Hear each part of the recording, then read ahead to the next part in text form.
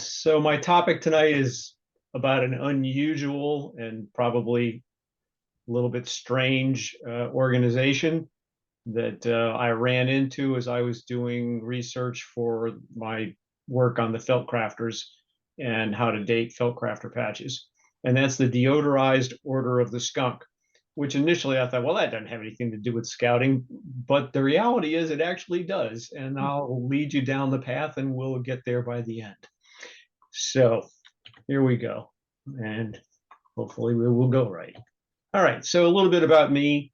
I've been in scouting now for, well, really actually over 60 years, but I can't document two of them. So it's almost 60 years. Made Eagle Scout in 1969, Vigil in 1975 as a youth. Went to Wood Badge early in 1981 and got my ticket completed in 1983. Having been a leader for so many years, I have the usual things that folks get as they go along: the District Award of Merit, Silver Beaver, and NISA Outstanding Eagle Scout.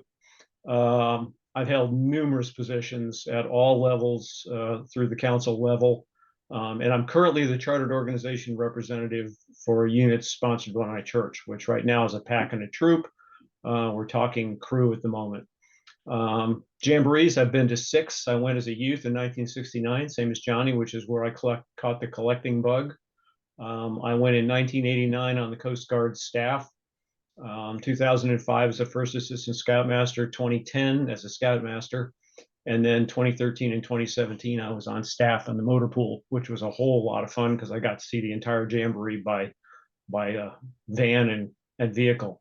Went to Philmont finally in 2007, which I'd been looking forward to for years and years and years. And as I mentioned, I started collecting patches at the 1969 National Jamboree.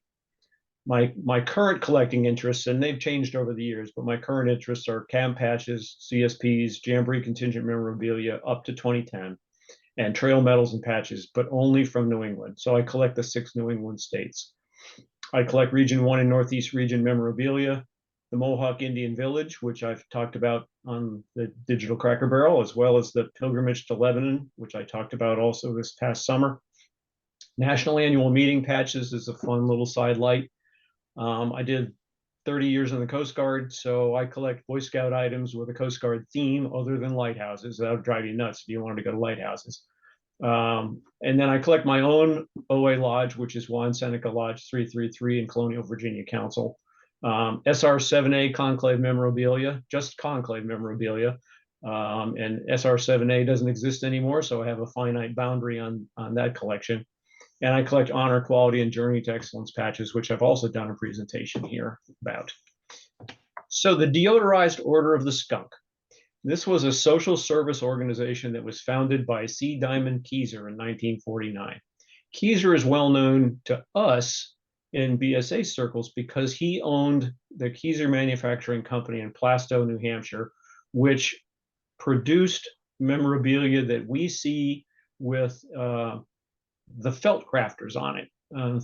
He always put his logo on the back of everything, which is a great marketing tool. And so you see the felt crafters all the time. And so one of the things that I've been doing over the years is trying to date when each one of his various logos was used, so that if you have an undated patch, you can figure out at least what basic period of time that patch may have been made. Mr. Keyser founded his company in 1928. He started out making pennants, and he became very well known for making pennants. He had the MLB contract to do pennants for all of the Major League Baseball teams. And that company remained in his family and was operated in Plastow until it folded in 1985. And he not only ran his company in the Order of the Skunk, his company produced the items that were worn by members of the order, and that's one of the ways that they made money. So what was the Deodorized Order of the Skunk, and why should we care? So it's a unique social service organization that was started on a whim by Mr. Keyser in 1949. Members were called stinkers and were organized into local clubs called aromas. The order itself was known as the Imperial Aroma, with Mr. Keyser as the Imperial Grand Stinker, because he was the president. By the 1960s, It was an international organization that reportedly had up to 300,000 members. That's a pretty big organization.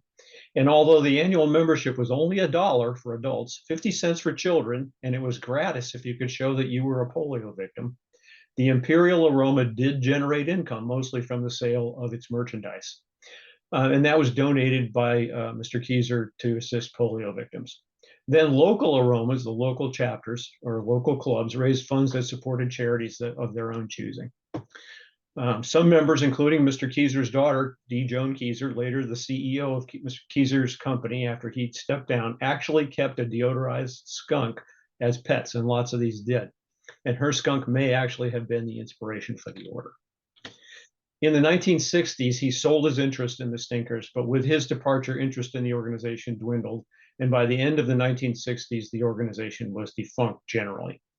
But I've found indications that at least one local club, the Homa Aroma, nice alliteration there, or poetics, I suppose, located in Homa, Louisiana, continued in operation for more than 50 years. According to a 1953 article in the Homa Courier, the purpose of the Homa Aroma was, quote, to provide the people of this area with pleasant social gatherings and to lend a helping hand to the needy citizens of Terrebonne Parish, or a worthy civic project within the parish. And what they actually started doing, mostly what they did was hold dances. The aroma was officially incorporated as the Stinkers of Homa Incorporated. So you can see this was a pretty big deal in its time. So memorabilia. The first thing that I've shown here is actually the application to join the Deodorized Order of the Skunk. And on the opposite side was a listing of the things that you could order from the organization. So for $1, you got the official membership and identification card, and I've never seen an identification card yet. Details concerning membership and formation of aromas, the official emblem of the order, which I'll show in a minute, and the stinker stickers, which I'll also show in a minute, a subscription to their magazine called the Stinkogram, plus an opportunity of winning a live deodorized Imperial Skunk, an annual drawing held each October 30th. So they gave out skunks. As you can see here, little stinkers, the people under age of 16 could join for 50 cents, and big stinkers, 16 and over, could join for $1. And if you were a sunny stinker, a polio person, then you could join gratis, but somebody had to endorse you. And if you wanted the pin for an extra 50 cents when you joined, you could pay $1.50 and get the membership and the pin. On the other side was a list of things that Mr. Keyser's company made that was available to anybody who was in the order. So you can see here stickers, t-shirt, sweatshirt, an official emblem, 4 inches, pennant, of course, he made pennants that says I'm a stinker on it, stationery, official emblem embroidered in 4 colors for 75 cents instead of 35, official pin, either to be worn as a lapel pin or with a safety catch, a kerchief, we haven't seen one of those, white with an emblem, a skunk bank with the emblem on it, matches, I'll show you those in a minute, a duplicate membership card you could get, decal stickers, stinker bracelet, tie clips with a seal on it, the bow knot pin, which we think of as like the mother's pin that you'd see for jamborees, and a stinker fezz. We'll talk about that as well. So this was, you can see there's a lot of supplies and memorabilia here that you could get if you were a member of the Order of the Skunk. Okay, so on this page here, starting with the upper left-hand corner there, that's the membership sticker. It's probably a little bit bigger than a nickel, but smaller than a quarter. And it's a gum back. You could lick it and stick it on stuff. Below that is the lapel pin. And this one actually is a lapel pin with a screw back on it. And then to the right is the official emblem. Now, the official emblem, which was available for 35 cents, was a flocked felt in black and white that you see there in the center of the screen. And then to its right is the 4-color official embroidered emblem, which you could buy for 75 cents. I don't have a mint black and white, and I don't own the color one yet. But so keep your eyes open for me on those. I lost out on the one on eBay that Jason Spangler had up about 6 months ago. So that's the basics right there. Now on this next page, 2 different types of matchbook covers. And there are people out there that collect matchbook covers. So I scraped both of those from eBay.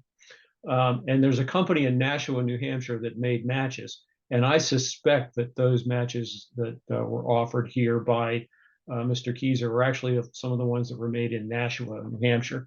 And if you collect New England Jamboree stuff, you know that there are matchbooks out there that the contingents from New Hampshire would bring to the Jamboree to give out as fellowship gifts. And on one side of each one of those would be something having to do with Daniel Webster Council. And on the other hand, on the other side, would be the logo of that particular jamboree. And I have them from a number of jamborees from the 70s and 80s especially. And then in the middle is the Bonot membership pin that was available just generally if you wanted to buy the pin. And on the right-hand side is a gold-colored Bonot pin for a super stinker. And I have yet to find out exactly what it took to become a super stinker, but you could be a super stinker, and we'll see more of that in a minute. So these Bonot pins, obviously, those are typically for ladies. So these were probably both the kinds of things that you'd buy for ladies, and the lapel pin on the prior page would be more of a gentleman's type thing. So while every member of the order was either a big stinker or a little stinker, as I mentioned, whether you were an adult or a youth, there were officers of each one of the aromas, the local clubs. So the grand stinker was the president. There was a vice grand stinker, who was the vice president. The recording stinky, who was the secretary. Financial skunk, who's a treasurer, and so forth. And each one of those officers had the ability to order from Mr. Keyser's company the fezz for $5, and they would embroider on it whatever you wanted on it. And I own these two particular fezzes. One is a Grand Stinker's fezz, and you can see the mother's bow knot pin on the left-hand side in the picture. And each one of these fezzes also has a tassel, so they're pretty fancy. And on the right is a super stinker. And each one of these has on it a different patch. So you notice this one is not just a total, rounded, completely round. It's open at the top. So, for those who collect patches, there's at least 3 patches that you would want to find to have a complete set of the Deodorized Order of the Skunk. So that's pretty much the background of the Order of the Skunk and the kind of things that they put out. So what does this have to do with the Boy Scouts?